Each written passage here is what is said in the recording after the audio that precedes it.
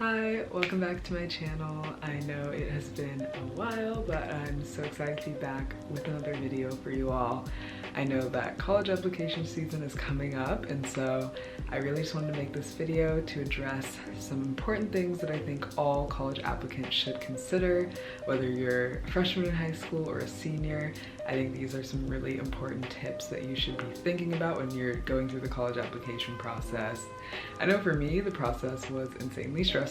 I honestly didn't worry about it too much until I got to being a senior, and then it was like, oh my god, I feel so behind, and I wish that I had more knowledge because I'm an only child. I don't have an older sibling who's been through the process, and obviously for my parents it had been a fair amount of time, so I didn't really have anyone who could give me that solid advice that I needed. So hopefully this video will be helpful in providing that. Now, if you subscribe to my channel for study abroad content or Google stuff, don't worry, more of that is still coming. I know I'm just behind on life as usual, but I will be having more of that out for you soon. But yeah, I'll just dive right into my college application advice. I'll go through everything kind of from a broader lens, then also getting really more specific into your application. Just one big piece of broad advice: focus on your grades throughout high school.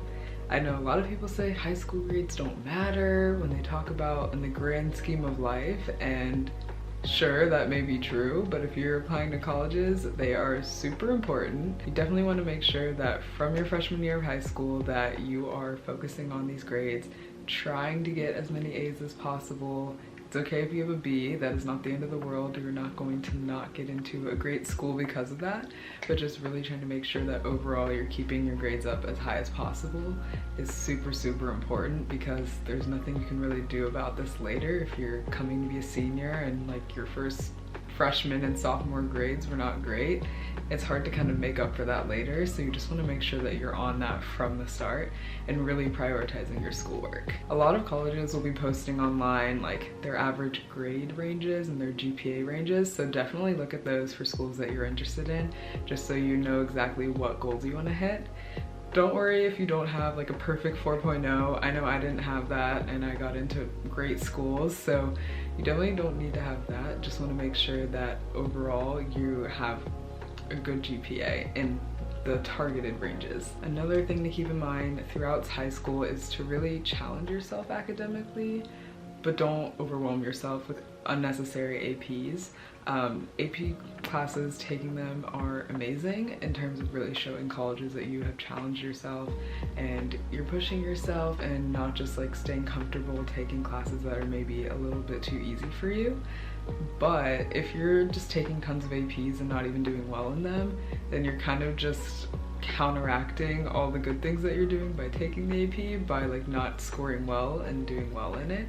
So definitely be more strategic in what APs you take, and not just taking them just to have them on your resume or on your college application. Most colleges will be considering how you have done in relation to what resources are available at your school.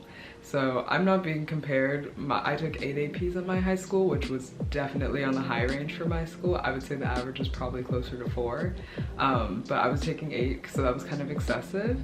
But I know at a lot of like other schools in my area, kids were doing like 13, which is physically impossible at my school. Like we probably had a total of 20 APs, so like offered, so it's just like that was just not possible to do at my school.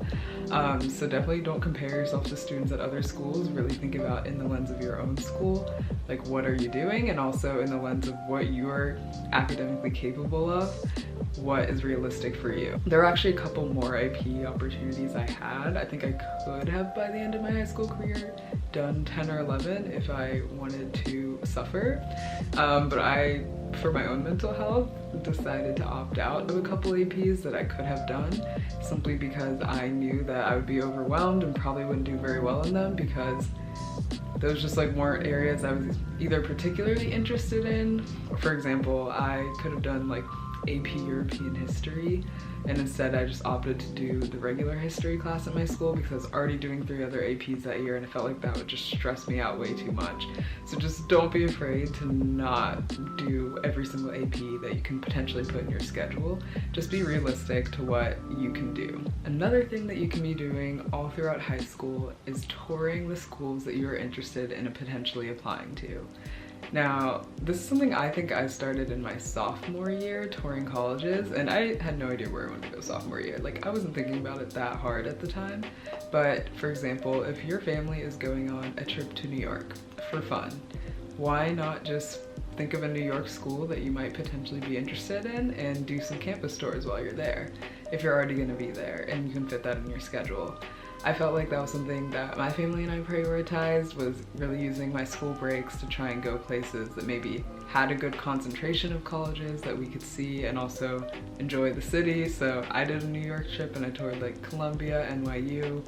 We drove to New Jersey and toured Princeton, and then drove to Pennsylvania and toured UPenn. So we made a huge big trip out of just touring these colleges, but also got to enjoy time in Philadelphia and enjoyed a lot of time in New York as well. So I had a really good experience just being able to tour those schools and also make a trip out of it. So definitely recommend doing that. And that's something you can be starting honestly now, even if you're a college freshman.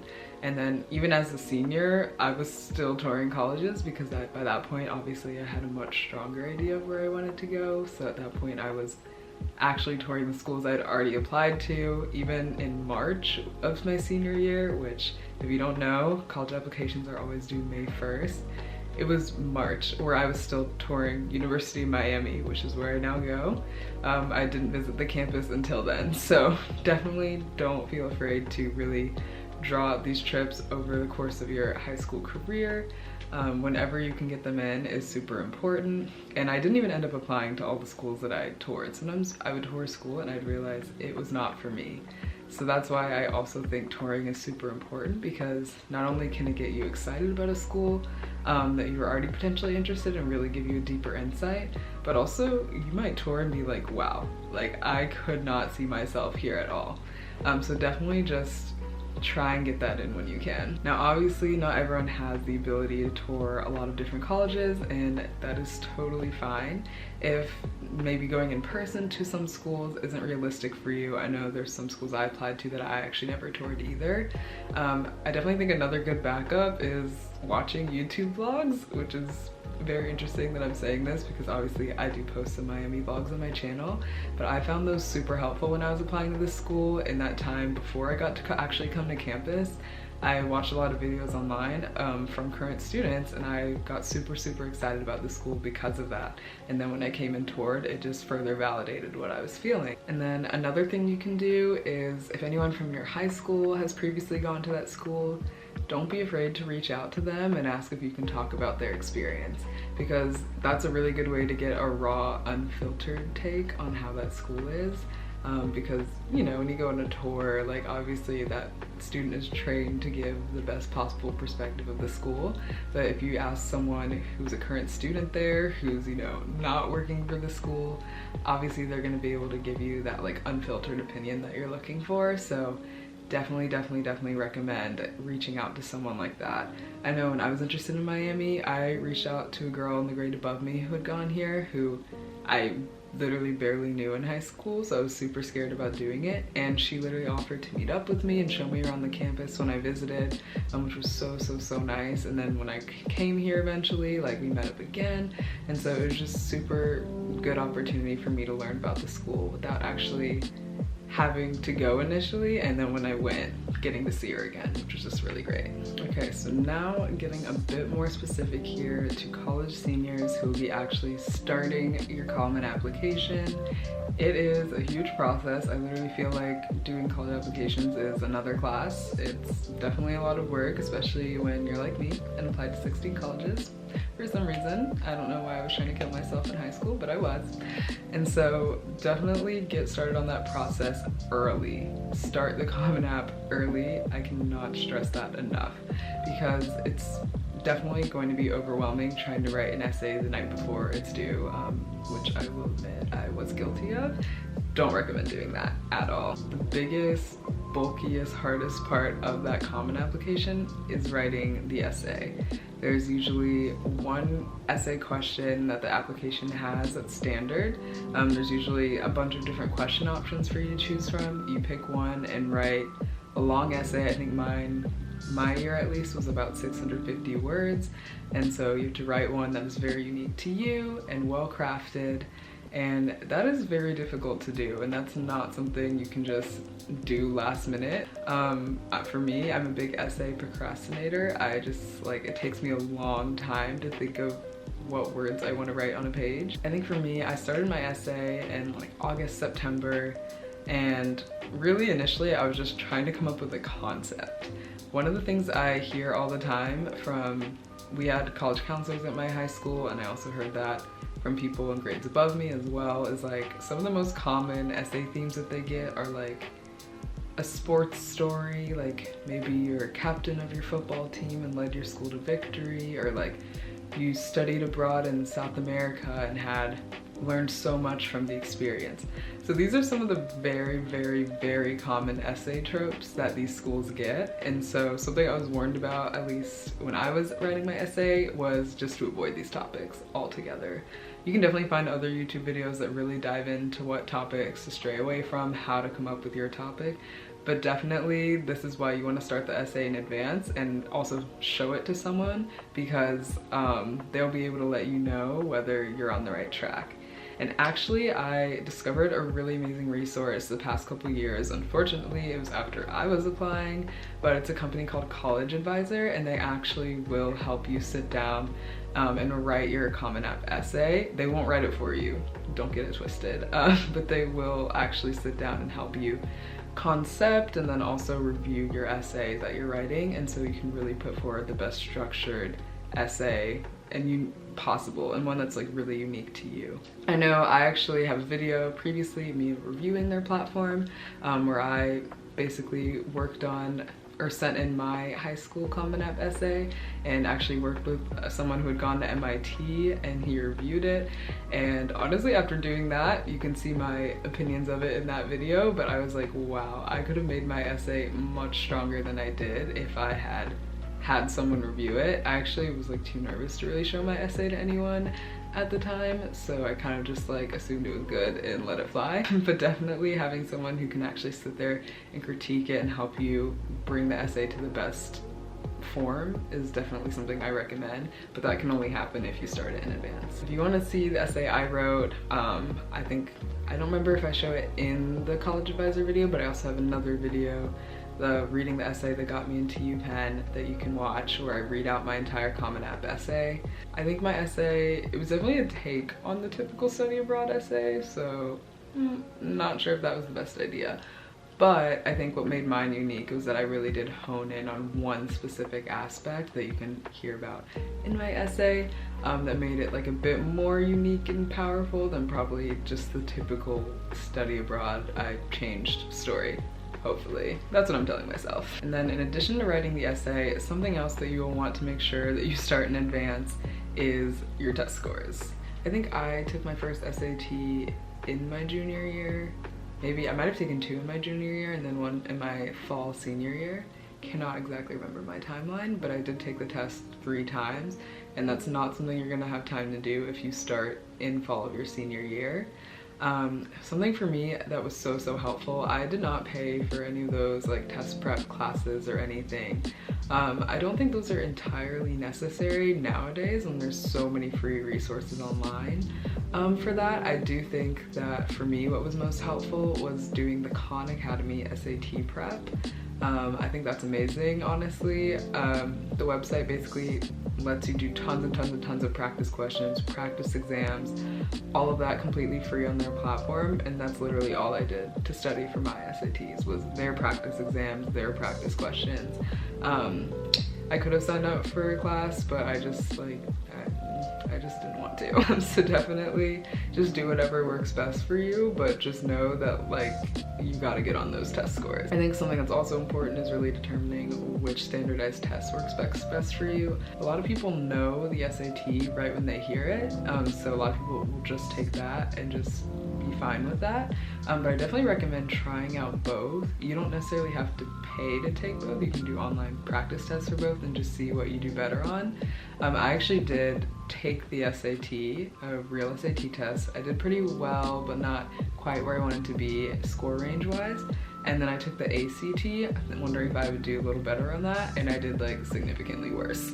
So I knew the ACT was not for me. It's a much faster paced exam, and I'm someone who kind of needs my time. Like, I'm not really great with like timed quick exams, and which the SAT already felt like time pressured me, and the ACT, like, I didn't even finish a single section, which was not good. So definitely it just matters on what kind of test taker you are, and that's something you can really only figure out by trying out the test yourself. And don't be afraid to take the test a second time. Like I mentioned, I took the SAT 3 times.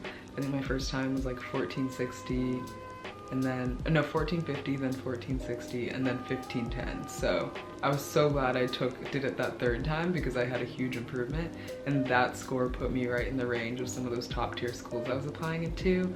So that made me feel a whole lot better and like more confident in myself going into the application process. If you do want to see all my stats, I do go over them in a previous video. It was like the 2nd video I ever posted on this channel.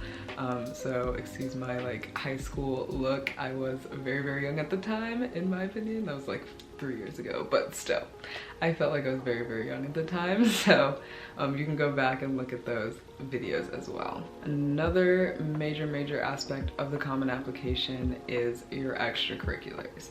I think people oftentimes don't know quite what to write in these slots, because I know at least when I was applying, I'll admit I have not seen the current Common Application, as I've not applied to schools in like 3 or 4 years.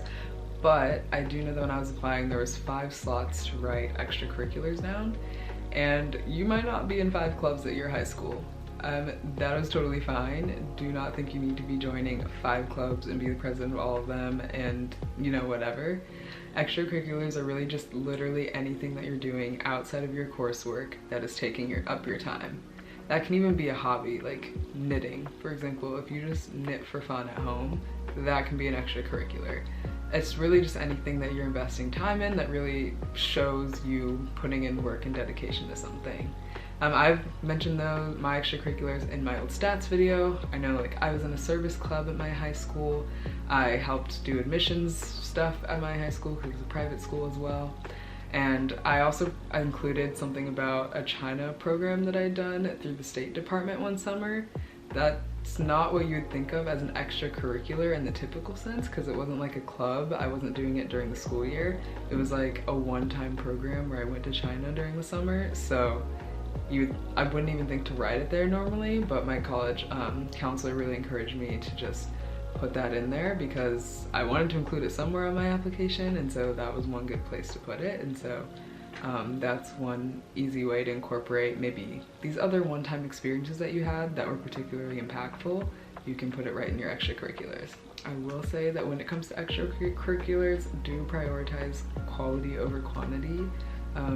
Don't join clubs just to join them at your school. Really just do things that you really care and want to invest your time in. My final piece of advice for college applicants is, when you're choosing what colleges to apply to and making that final decision, write down a list of factors that are most important to you and see how the colleges you're applying to and choosing from stack up to that. I know for me, like, weather, cost, particularly merit scholarships, like those are 3 very important factors to me. Availability of business courses and a business school were super important to me. I think when I was choosing what colleges to apply to, I didn't think about these things very hard, because I like warm weather and I applied to a lot of cold schools, and not to mention I applied to lots of schools that don't offer merit scholarships. So I was kind of all over the place when I was applying, when it came down to making my final decision, I really thought about what things are most important to me. One thing that can be really helpful is like putting all this in a spreadsheet and like making kind of like a scorecard for this. Like have each of your factors listed out, list out your colleges, and put like on a scale of 1 to 10 how much the college you're applying to meets that metric, for example. So like if you're applying to Duke and the metric is availability of your major, go look at the list of majors at Duke and see if they have it. And if they don't have the major that you're most interested in, then you would give them a low score on 1 to 10. If they do, then give them a high score on 1 to 10, and then kind of add up those scores and see how your schools compare in terms of what is most important to you. I was not that organized and logical when I did my process, and I wish I had been, because I made my college decision on April 30th at 11 p.m. and it was due May 1st at 11:59 p.m. So I only gave myself 1 day to spare, and I definitely don't recommend doing that. So definitely just try and take a really logical, organized approach to your college decision. But yeah, in the end, do not let yourself get overwhelmed with the college decision process. There are so many resources online that make this whole process super helpful. Just relax. I know the college decision process is stressful, but you will make it through, and eventually you will end up at a place that you love, doing something that you love. So that is it for me. Thank you all so much for watching. I hope you have a great day, and see you soon.